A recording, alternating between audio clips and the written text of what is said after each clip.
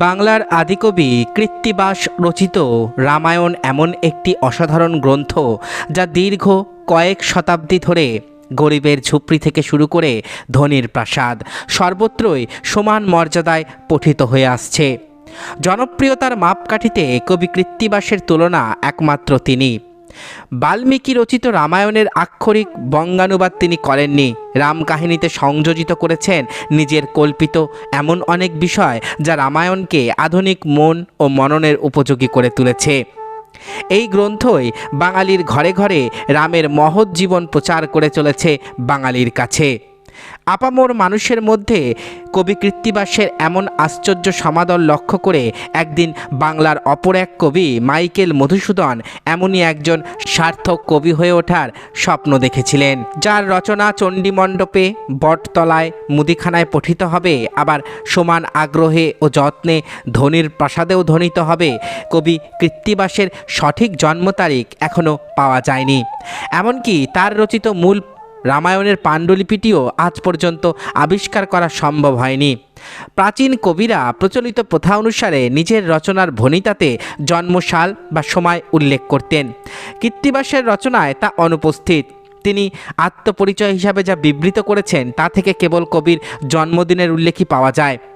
আশ্চর্যের বিষয় যে কবি রচিত আত্মকাহিনীটি কালের কবলে হারিয়ে যেতে বসেছিল। সুবিখ্যাত সমালোচক রায়বাহাদুর, দীনেশচন্দ্র সেন এবং হীরেন্দ্রনাথ দত্ত এটি উদ্ধার করতে সমর্থ হন। পরবর্তীকালে অপর একটি পুঁথি থেকেও কবির আত্মকাহিনী উদ্ধার করেছিলেন ডক্টর নলিনীকান্ত ভট্টশালী। কবি কখন বর্তমান ছিলেন সেই কাল নির্ণয়ের ক্ষেত্রে এই আত্মকাহিনীই মূল আকর। এর সহায়তায় আজ আমরা বলতে পারছি বঙ্গভারতীর বরপুত্র বঙ্গদেশে কখন কোন স্থানে জন্মগ্রহণ করেন। আত্মকাহিনীতে কবি জানিয়েছেন, আদিত্যবার শ্রীপঞ্চমী পুণ্য মাঘ মাস তথিমধ্যে জন্ম লইলাম কবি কৃত্তিবাস। পুঁথিটি যারা নকল করেছিলেন তাদের বিভ্রান্তির জন্য কোথাও কোথাও পূর্ণ শব্দটি পূর্ণরূপে লেখা হয়েছে, ফলে এ নিয়েও গবেষকদের মধ্যে যথেষ্ট বিভ্রান্তির সৃষ্টি হয়েছে।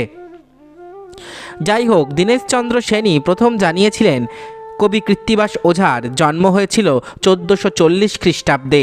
জন্মদিনটি ছিল মাঘ মাসের শুক্লা পঞ্চমী তিথি। এই হিসেব অনুযায়ী কবির জন্মস্থান ফুলিয়া গ্রামে স্মৃতিফলকও প্রথিত রয়েছে। অবশ্য পরবর্তীকালে ইতিহাসবিদগণ এবং ভাষাবিদগণ অনেকেই এই কালটির সঙ্গে একমত হননি। বর্তমান গবেষকদের অনেকেই সঠিক সালটি নিরূপণ করে বলেছেন রবিবার শ্রীপঞ্চমী তিথি হিসাবে কৃত্তিবাসের জন্ম হয়েছিল 1443 খ্রিস্টাব্দের 6ই জানুয়ারি। জন্ম সাল তারিখ জানা সম্ভব হলেও মৃত্যুর সাল তারিখ জানা সম্ভব হয়নি। জয়ানন্দের চৈতন্যমঙ্গল কাব্যের সূত্র ধরে জানা যায় কবি কৃত্তিবাস চৈতন্যদেবের জন্মের পূর্ব অবধি জীবিত ছিলেন। কবির আত্মকাহিনী থেকে জানা যায় তারা ছিলেন মুখটি বংশের কুলীন এবং পূর্বতন পূর্ববঙ্গ অর্থাৎ বর্তমান বাংলাদেশের অধিবাসী। সেই দেশে আকাল উপস্থিত হলে কবির বৃদ্ধ প্রপিতামহ পণ্ডিত নরসিংহ ওঝা সপরিবারে পশ্চিমবঙ্গে গঙ্গা তীরে এক গ্রামে চলে আসেন। পূর্বে মাঝিরা এই গ্রামে নিজেদের বাসস্থানে মনোরম ফুল বাগান তৈরি করত, তাই গ্রামের নাম হয় ফুলিয়া। এই গ্রামের দক্ষিণ ও পশ্চিম দিকে প্রবাহিত গঙ্গা নদী। এখানেই নরসিংহ ওঝা পুত্র পৌত্রাদি নিয়ে বাস করতে থাকেন। নরসিংহের পুত্র গর্ভেশ্বর, গর্ভেশ্বরের 3 পুত্র মুরারি, সূর্য এবং গোবিন্দ। মুরারির 7 পুত্র। মুরারির 7 পুত্রের মধ্যে জ্যেষ্ঠ পুত্র ভৈরব রাজসভায় সমাদৃত হয়েছিলেন। অপর পুত্র বনমালী, তার 6 পুত্র এবং 1 কন্যা। কৃত্তিবাস ওঝা ছিলেন এই বনমালীর জ্যেষ্ঠ পুত্র। কৃত্তিবাসের মায়ের নাম মালিনী। বিভিন্ন পুঁথিতে কবির মায়ের নাম বিভিন্ন দেখা যায়, যেমন মেনকা, মানিকী, মালিকা ইত্যাদি। কবি প্রাথমিক শিক্ষা লাভ করেন পিতা এবং পিতামহের কাছে। 12 বছর বয়সে উচ্চশিক্ষা লাভের জন্য তাকে পাঠানো হয় গৌড়ের বিখ্যাত পণ্ডিত রায়মুকুট আচার্য চূড়ামণি বৃহস্পতি মিশ্রের কাছে 1454 খ্রিস্টাব্দের 4 জানুয়ারি।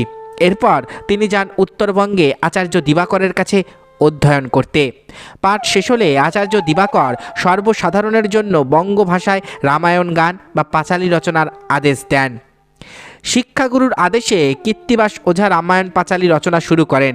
22 বছর বয়সে বাড়ি ফিরে এসে তিনি তৎকালীন গৌড়ের অধিপতি রুকনউদ্দিন বরবাক শাহের দরবারে উপস্থিত হন এবং 7টি শ্লোক রচনা করে তাকে সম্মান প্রদর্শন করেন।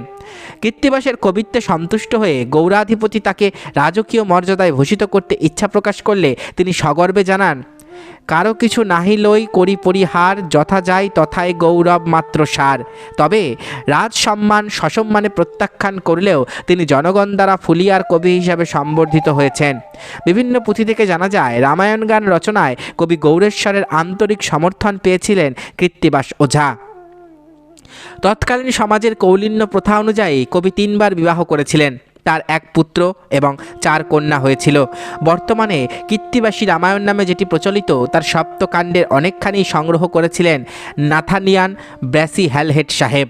গ্রন্থাকারে এটি প্রথম প্রকাশিত হয়েছিল 1803 খ্রিস্টাব্দে শ্রীরামপুর মিশন থেকে। বাংলায় রামায়ণ অনুবাদ ছাড়াও কৃত্তিবাস ওঝা লিখেছিলেন শ্রীরাম পাঁচালী। এতক্ষণ আপনারা শুনলেন সরস্বতীর বরপুত্র বঙ্গদেশের বিখ্যাত কবি কৃত্তিবাস ওঝার জীবন কাহিনী।